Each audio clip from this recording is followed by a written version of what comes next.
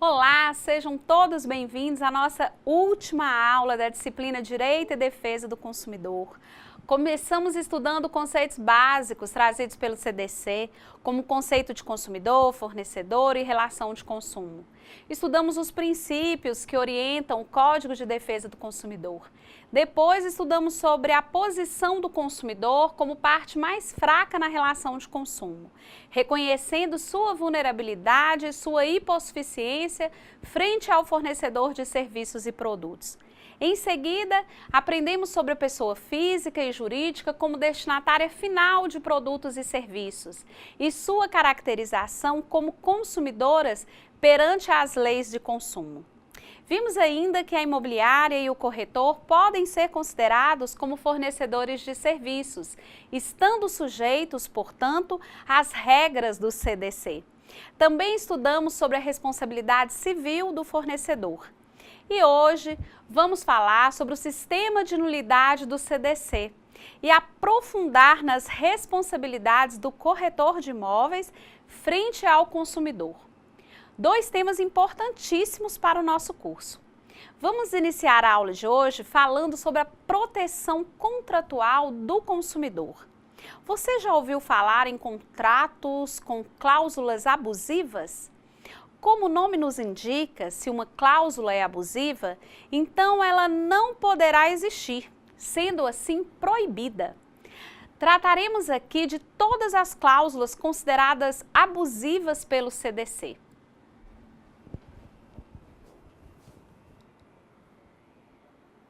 Sabemos que o CDC existe para proteger o consumidor e, visando essa proteção, o CDC fez uma lista das cláusulas contratuais que são mais usadas para prejudicar o consumidor e admitiu essas cláusulas com nulidade absoluta. Assim, juridicamente, essas cláusulas nunca terão eficácia, não sobreviverão com o passar do tempo e não será necessário que a parte as alegue, podendo o juiz de ofício decretá-las. O CDC dedica especial atenção à proteção contratual do consumidor com o objetivo de promover lealdade, transparência e equilíbrio nas relações entre fornecedor e consumidor, pois nosso ordenamento jurídico não tolera a fraude, o intuito de enganar, as cláusulas obscuras e contratos que coloquem o consumidor em situação de desvantagem exagerada. A maioria dos contratos realizados entre fornecedor e consumidor é por adesão, ou seja, são elaborados de forma unilateral pelo fornecedor. O consumidor geralmente não tem a real possibilidade de modificar as cláusulas e condições apresentadas, as quais quase sempre procuram resguardar apenas os interesses econômicos dos fornecedores. Diante desse contrato de adesão, apenas resta ao consumidor aderir e assinar o documento que, na maioria das vezes, vem cheio de palavras complicadas, termos técnicos de difícil entendimento e compreensão. O Código de Defesa do Consumidor inseriu, então, o artigo 51, que trouxe uma quantidade significativa de cláusulas nulas, preocupando-se, assim, com a clareza e transparência no momento pré-contratual. O artigo 25 do CDC veda a estipulação contratual que torne impossível ou libere, amenize a obrigação de indenizar do fornecedor pelo defeito ou vício do produto ou serviço. Na área contratual, é admitida com nulidade absoluta cláusula que tenha esse teor, bem como a que implique renúncia ou disposição de direitos, admitindo-se a tarifação ou limitação do valor indenizatório, caso o consumidor for pessoa jurídica e ocorra situação que a justifique. Se não existisse essa vedação, o consumidor estaria totalmente desprovido de proteção e não encontraria meios para ressarcir-se. São também consideradas abusivas as cláusulas que diminuam ao consumidor a opção de reembolso da quantia paga, pois tal restituição deve ser respeitada sob pena de aniquilar sua proteção jurídica. Como já vimos, o CDC disciplinou detalhadamente a questão da responsabilidade do fornecedor. Sendo assim, não poderia permitir que, mediante cláusula contratual, essa responsabilidade fosse transferida a terceiro, burlando o sistema de proteção e dificultando o ressarcimento do consumidor. Se a responsabilidade decorre da lei, não pode o fornecedor, mediante cláusula contratual, fugir dessa responsabilidade. São nulas as cláusulas iníquas, ou seja, cláusulas perversas, injustas ou cruéis. E também são nulas as cláusulas abusivas, que são as que desrespeitam valores éticos da sociedade. Aquelas incompatíveis com a boa-fé ou equidade e que coloquem o consumidor em desvantagem exagerada. Diante da fragilidade do consumidor, a lei assegurou a seu favor a inversão do ônus da prova no processo civil, inclusive nas hipóteses de publicidade enganosa ou abusiva. Assim, é proibido ajuste de cláusula que estabeleça o contrário, ou seja, a inversão do ônus da prova em favor do fornecedor.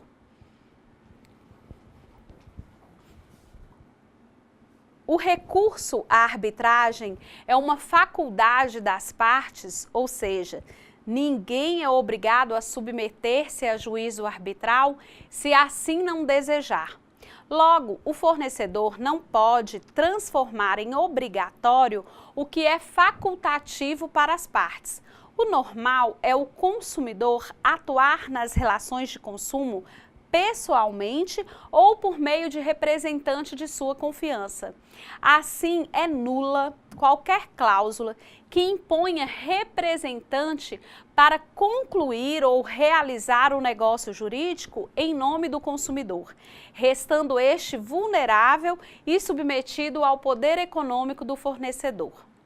Em regra, compete ao consumidor concluir ou não o contrato, assumindo as obrigações dele decorrentes. Para preservar essa faculdade, a lei proíbe cláusulas que deixem ao fornecedor a opção de concluir ou não o contrato, embora obrigando o consumidor. É claro que este poderia ser enormemente prejudicado se a conclusão do negócio não dependesse dele. O normal é que o preço contratado seja por consenso das partes. Permitir que o fornecedor, de maneira unilateral, fixe o valor do contrato seria prestigiar sua superioridade econômica em detrimento do consumidor hipossuficiente. Por isso, a vedação legal.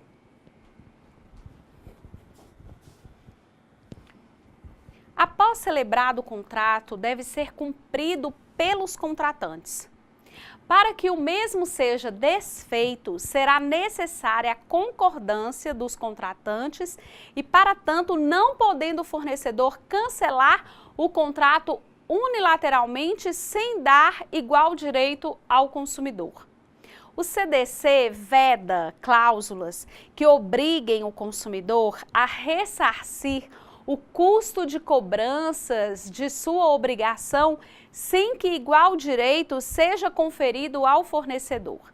Depois de celebrado o contrato, não pode ser modificado unilateralmente por vontade de uma das partes. É exigido a vontade de todos os contratantes para que o contrato seja modificado. Ambos os contratantes são obrigados a cumprir as normas protetivas do meio ambiente. Aqui a preocupação não é com o consumidor, mas com o meio ambiente. As leis de proteção ao consumidor devem ser cumpridas integralmente, não podendo ser derrogadas pela vontade das partes. O direito civil garante ao possuidor de boa-fé o direito à indenização pelo respectivo valor pago em benfeitorias necessárias, que são as benfeitorias que têm por fim conservar a coisa ou evitar que ela se deteriore. Assim, são nulas as cláusulas que estipulam a renúncia do direito de indenização. O CDC estabelece que a multa não será superior a 2% do valor da prestação e que o consumidor poderá liquidar antecipadamente o débito com redução proporcional dos juros e demais acréscimos. Assim, são nulas cláusulas que impeçam o uso dessa faculdade conferida ao consumidor ou imponha percentual superior ao limite legal. O CDC confere especial atenção aos momentos que antecedem a conclusão da relação do consumidor e fornecedor. Assim, o CDC cuida desde a oferta e publicidade dos produtos e serviços e continua em todas as técnicas e procedimentos comerciais que tentam atrair e convencer o consumidor a adquirir determinado bem. O dever de informar adequadamente, de lealdade e transparência na fase pré-contratual é exigida pela boa-fé objetiva e vem expresso em diversos artigos do CDC. A lei dedica especial atenção à fase pré-contratual, porque é justamente nesse momento que o fornecedor mais costuma faltar com a verdade, aproveitando-se do desejo em adquirir o bem ou serviço. A experiência tem mostrado que nessa fase são introduzidos procedimentos para induzir o consumidor a erro.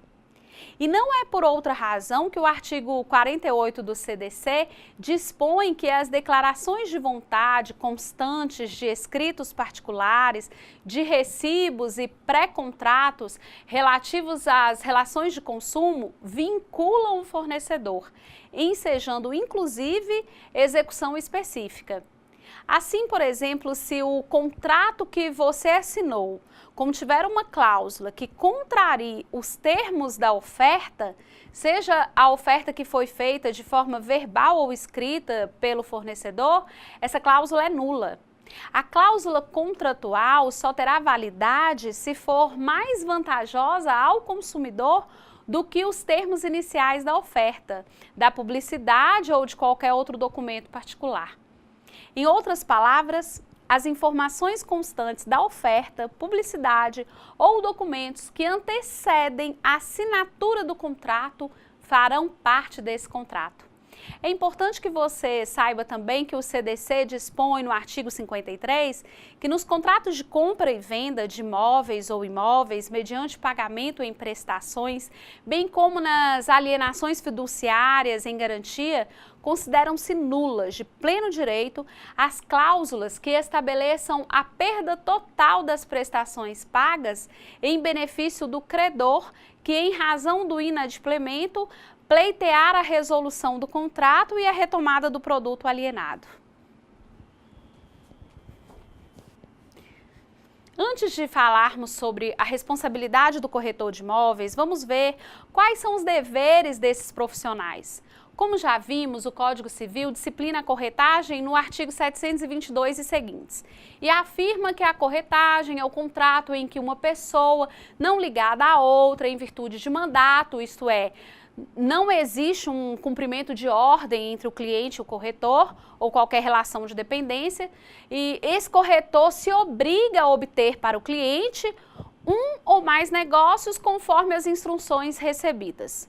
O artigo 723 disciplina as responsabilidades do corretor ao afirmar que o corretor é obrigado a executar a mediação com diligência e prudência e a prestar ao cliente espontaneamente todas as informações sobre o andamento do negócio. Parágrafo único, sob pena de responder por perdas e danos, o corretor prestará ao cliente todos os esclarecimentos acerca da segurança ou do risco do negócio, das alterações de valores e de outros fatores que possam influir nos resultados da incumbência. Como se verifica, o Código Civil prevê vários deveres aos corretores. O primeiro dever do corretor está descrito na parte final do artigo 722. É o dever que o corretor tem de seguir as instruções do comitente sob pena de perder o direito à remuneração e de indenizar o cliente pelo prejuízo que causar.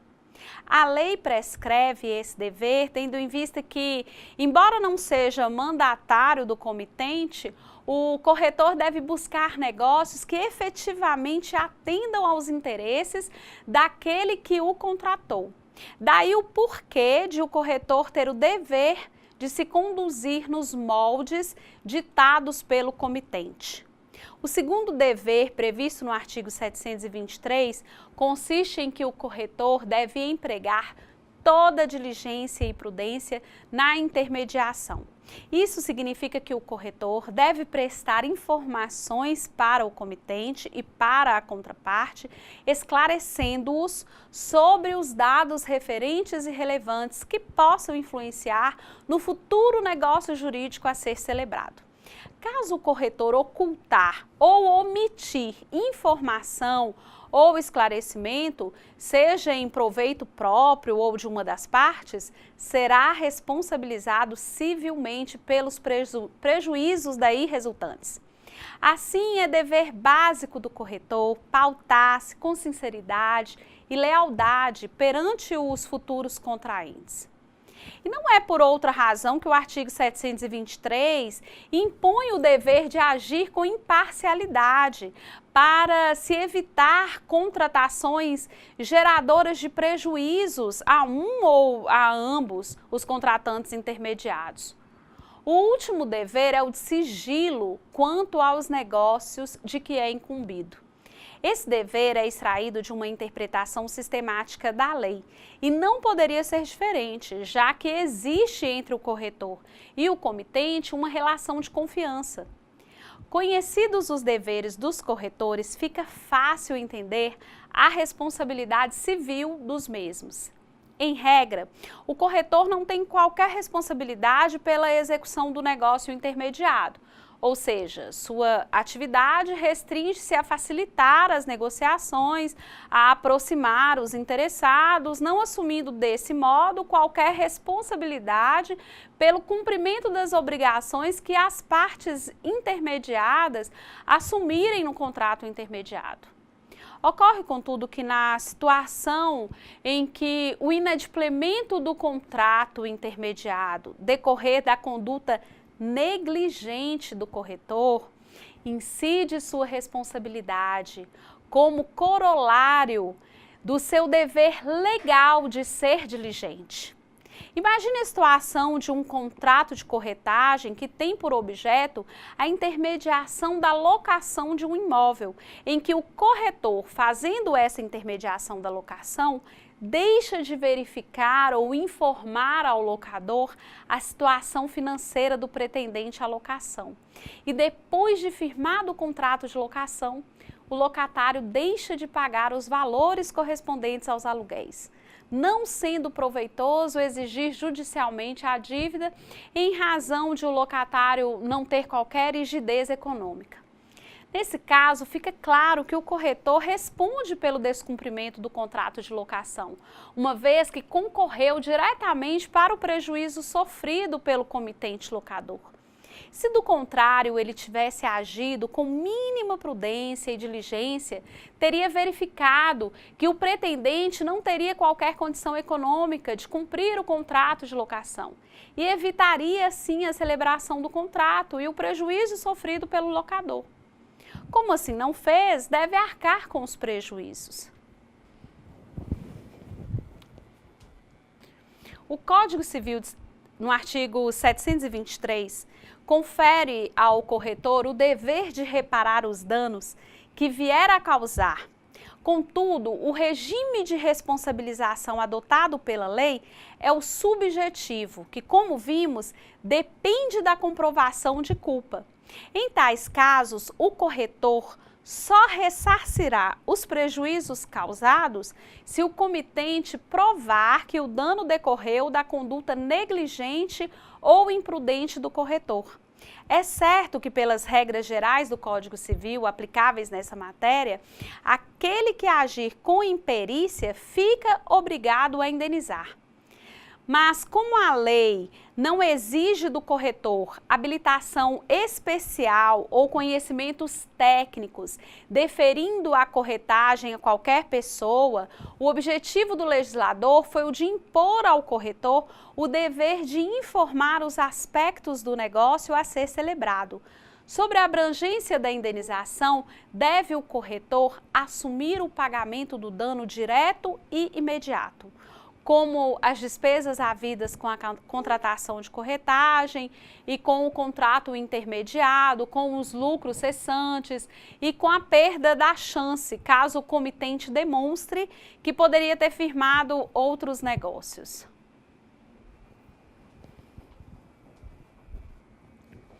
Se a corretagem configurar relação de consumo, o diploma aplicado será o CDC. Já estudamos que o CDC adotou a teoria da responsabilidade objetiva, aquela que independe da comprovação de culpa para existir a obrigação de reparar. Assim, o que importa considerar é o fato, o dano e o nexo de causalidade.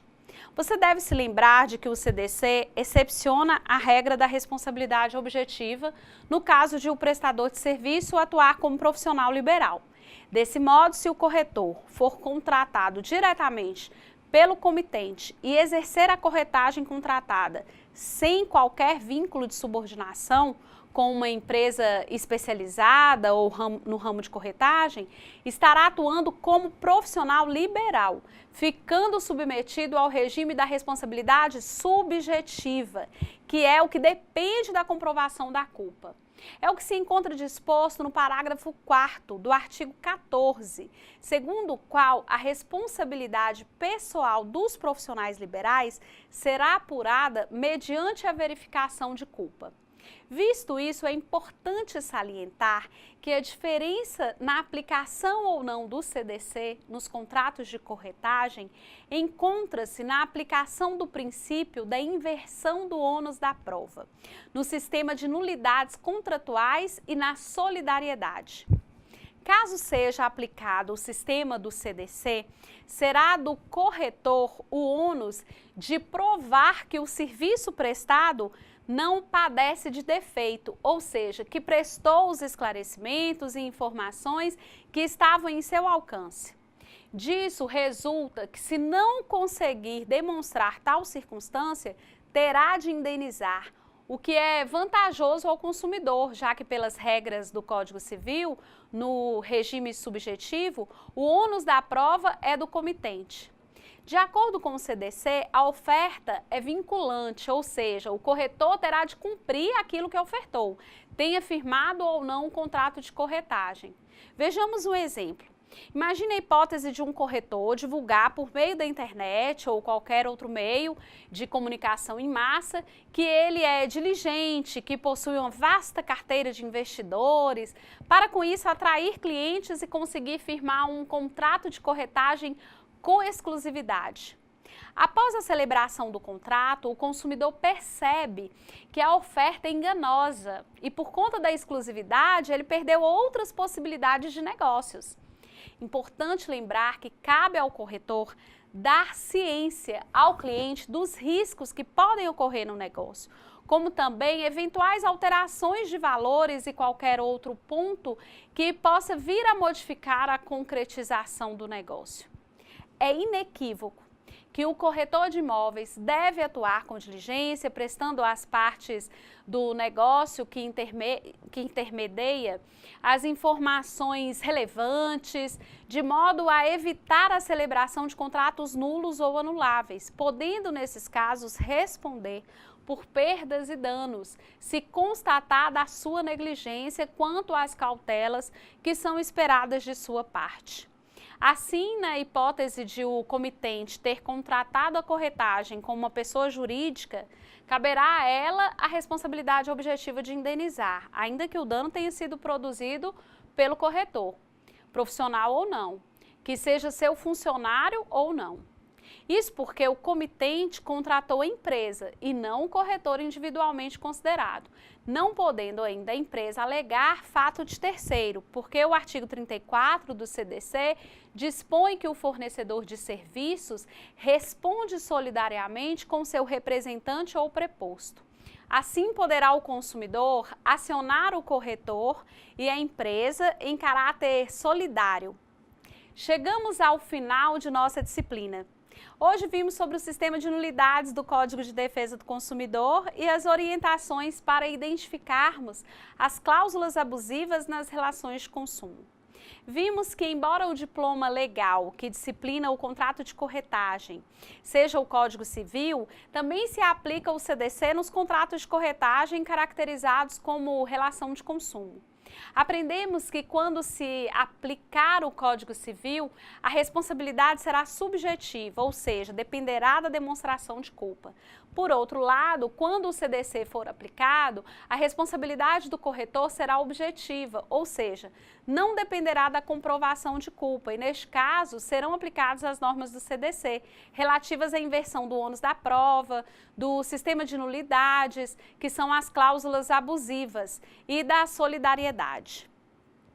Chegamos ao final da nossa disciplina. Parabéns para você que tem se dedicado, se esforçando para poder conquistar o melhor aprendizado, mesmo em meio a todas as dificuldades do dia a dia.